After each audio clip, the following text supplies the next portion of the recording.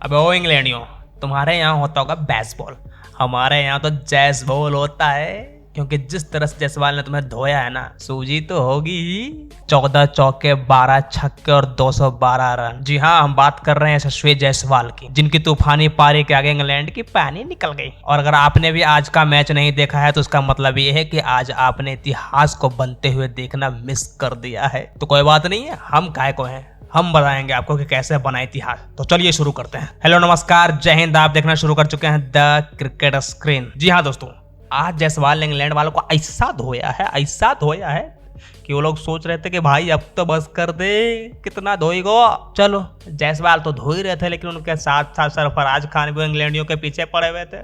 वो भी जम के मारे जा रहे थे भाई। इंग्लैंड वालों के चैन की सांस लेने भी नहीं दे रहे थे। पर शुक्र हो हमारे रोहित शर्मा का, जिन्होंने पारी को डिक्लेयर कर दिया और बोला जाओ जियो अपनी जिंदगी। जी हाँ, दिन का खेल शुरू हुआ नाइट वॉचमैन कुलदीप यादव और शुभमन गिल के साथ। इंग्लैंड वालों से तो शुभमन गिल छोड़ो, हमारे कनपुरिया भैया कुलदीप यादव तक आउट नहीं हो रहे थे। उन्होंने भी अपने इंटरनेशनल करियर का पहला छक्का मार दिया और फिर अंततः रेहान अहमद की बॉल पर जो रूट के हाथों कैच आउट हो गए और उन्होंने 91 बॉल खेल करके 27 रन बनाए और पवेलियन को लौट। वही हमारे प्रिंस शुभमन गिल अपने शतक से चूक गए और सरफराज खान के तरह रन आउट होकर के चले गए और 151 बॉल खेल करके 91 रन की पारी पर आउट हो गए।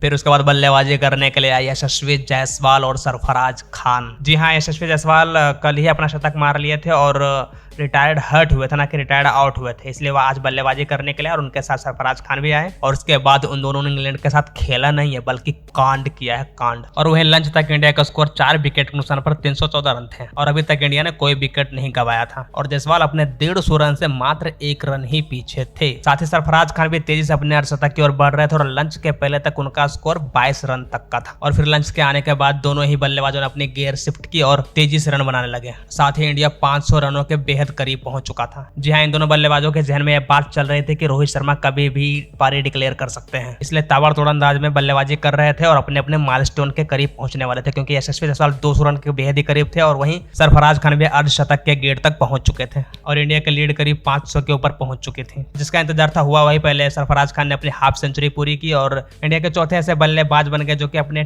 टेस्ट डेब्यू में पहले ही मैच में back to back 2 half century लगाई और साथ ही सेलेक्टर को दिखा दिया कि दम है बॉस अपने अंदर और मेरी जगह को फटाफट रजिस्टर्ड कर दो। उसके बाद अपने जैस बॉल यानी कि यशस्वी जायसवाल ने अपना दोहरा शतक लगाया। साथ ही एक पारी में दोहरा शतक लगाने का रिकॉर्ड भी कायम कर दिया।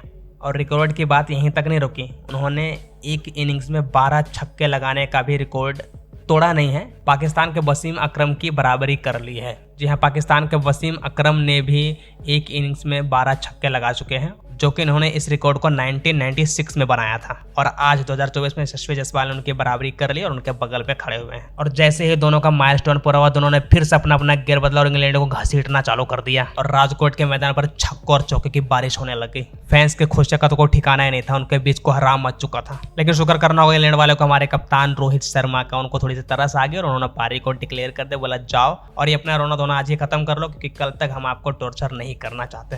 फिर उसके बाद बल्लेबाजी करने के लिए इंग्लैंड की टीम मैदान पर आई और बस आती गई और जाती गई। जी हाँ, पारी डिक्लेयर करने तक इंडिया का स्कोर हो चुका था 430 रन का और इंग्लैंड को चेज करने के लिए उनको मिला 557 रन का टारगेट, जो कि इंग्लैंड के औकात से बहुत ही बाहर थी। जी हाँ, और हुआ भी ऐसा ही। पहले बुमराह ने विकेट गिराने की शुरुआत की और सबसे पहले जैक क्रॉवलो को 26 बॉल खेलकर 11 रन के स्कोर पर चलता कर दिया। फिर पहले इनिंग के बेन डेकेट जिन्होंने शतक लगाया था रन आउट हो गए और फिर पहले इनिंग के बेन डेकेट जिन्होंने शतक लगाया था वो भी रन आउट होकर के निकल गए और मात्र 15 बॉल खेल करके 4 रन ही बना सके और पवेलियन को लौट गए। ठीक इस तरह से बैट्समैन आते रहे और 2, 4, 5, 6 रन के स्कोर पर सब निकलते रहे।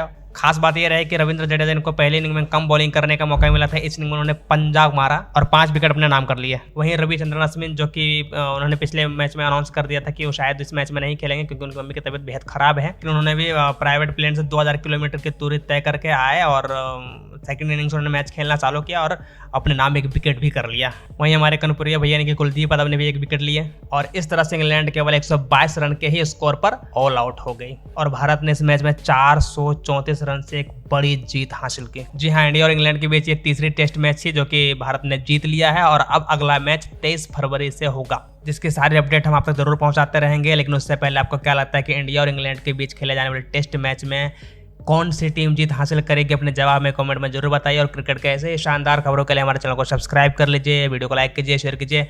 धन्यवाद, जय हिंद।